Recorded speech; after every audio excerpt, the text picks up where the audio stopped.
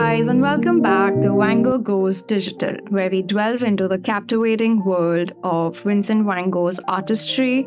And in today's episode, we're going to embark on a journey through time and actually talk about how Van Gogh was in the year of 1888, all the things that he went through, and how he created this artwork. So today's artwork is the glazed bridge over the Verigay Canal in 1888. And join me as we're going to be exploring this painting's history, significance, and the fascinating life of Van Gogh during that period, like I said. So, like always, we're going to be talking about where it was situated. So, our story begins in this tiny, cute town in Arles, which was situated in the region of Provence, France, which is beautiful, by the way. Do Google it up. It's so picturesque that it's very pretty. You have to look at it for yourself. So, okay.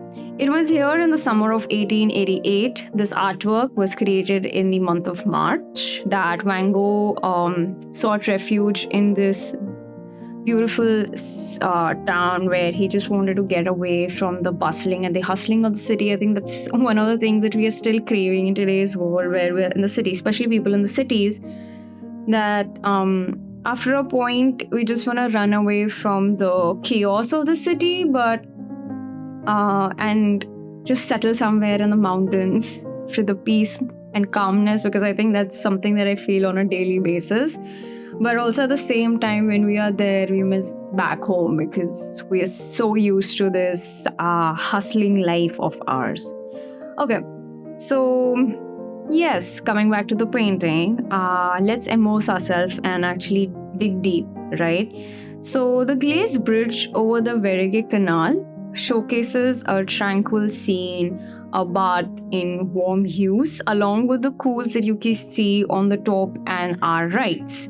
And Van Gogh's skilled brushstroke capture the essence of the stone bridge beautifully, right? And you can also see the gentle ripples of the water and the vibrant greenery surrounding the canal that evokes a very beautiful harmony of cools and the warms. It gives you the feeling of a little just about to begin summers, the winters are about to get over, and warmth is going to hit us. So to truly understand the significance of the painting, it's, I think, very important we delve into the historical context of Van Gogh and his life at that time. So in the year of 1888, Van Gogh was frequently pursuing this artistic vision, exploring new techniques, pushing the boundaries of his creativity. And it was during this year that he was highly influenced by Japanese culture. And he was everywhere he was going, moving, he was just looking for Japan in France. And there has been a lot of inspiration of Japanese culture in his art as well. So as we gaze upon and witness Van Gogh's, unwavering commitment to capturing the essence of nature. And it was during this time that he actually dreamt of establishing an artist colony where, like-minded painters could come together and create. And it was through this dream, which was only partially realized, that this painting stands a testament, to his artistic quest to convey the beauty of natural world. And this painting holds a very significance and art aesthetic appeal as well. Like the brushstrokes, the bold brushstroke, which was very evident in Van Gogh's artworks during that time, especially that era, the vibrant colors, which are very inviting compared to his artworks when he was in the north and creating his artworks. They were quite dull and very dark. That's also because knowing Van Gogh and studying about him over the years, I have come to a conclusion, and not just my own conclusion, but the way he feels about himself. He needs to have an emotional connection to the colors, the place, and the motives and the elements that he's using in the artwork. He's unable to create and attach himself to a painting unless there is a connection and a bond for him. And I also feel like that, and there are a lot of other artists, and it must be you also who feel like that you can't end up finishing something or don't have the motivation to even continue something because there is no connection between you and the art, or you or the brush, where you get the motivation to actually finish it. So, like I said, his existence depended too much on the motives and the atmosphere of a certain place. He needed to establish symbolic relation with his surrounding through his work. And in the north, if he had not painted the darker merely because less brightness was there and required the gloomy figures of the weavers and everything.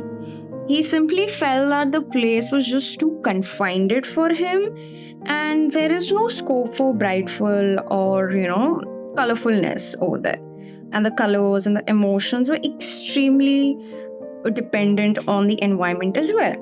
But in the south, there is an afforded mutual support because Van Gogh's emotions were becoming much more colorful, bright, as they were independent of the torments of the reality that he was facing. And that is how he always found a connection to environment and the way he created his artworks, right?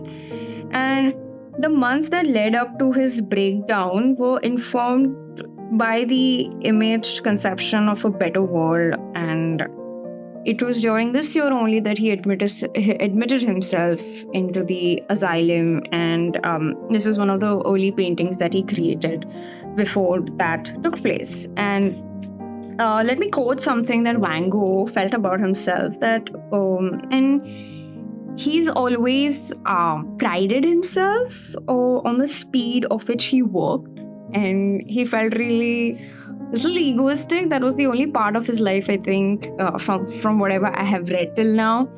He's always felt very proud of himself that he could work really fast and create a lot of more artworks.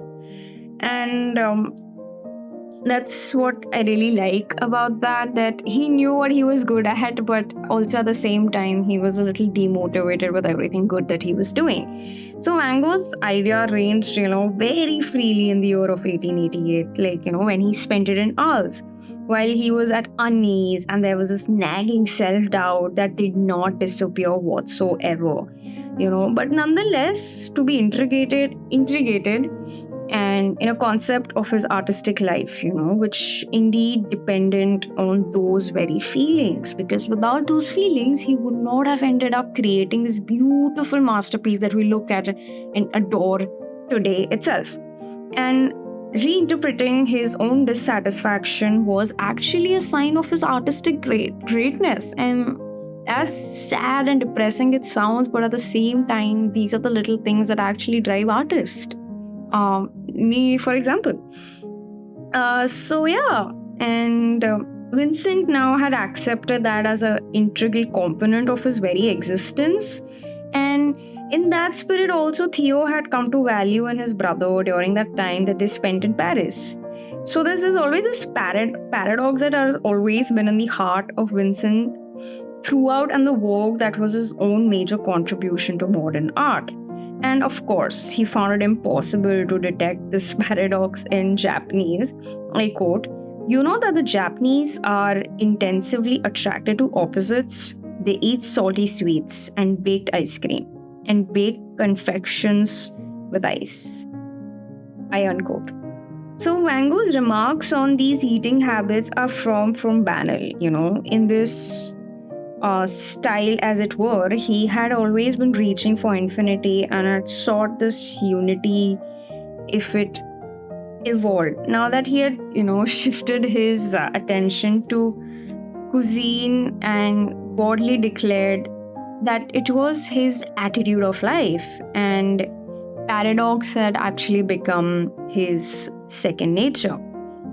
And I think that is what's crazy about Van Gogh, and what I really, really like about this painting and that year that he spent in Arles is that he knew what he was passionate about, and he did everything to explore it.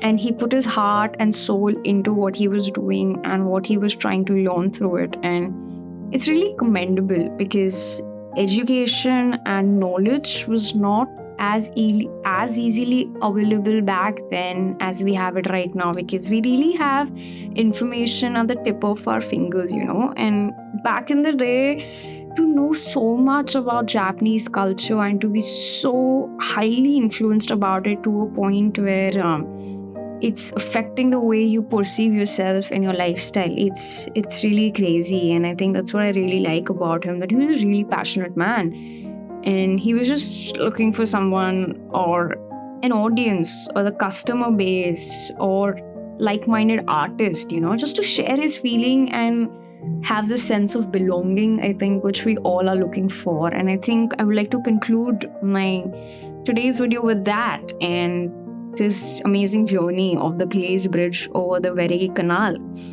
We have glimpsed into the soul of Van Gogh's artistry, right? And this painting serves as this beautiful testament to his pursuit of beauty, his connection with nature, and this underlying passion, that of capturing the essence of his surrounding.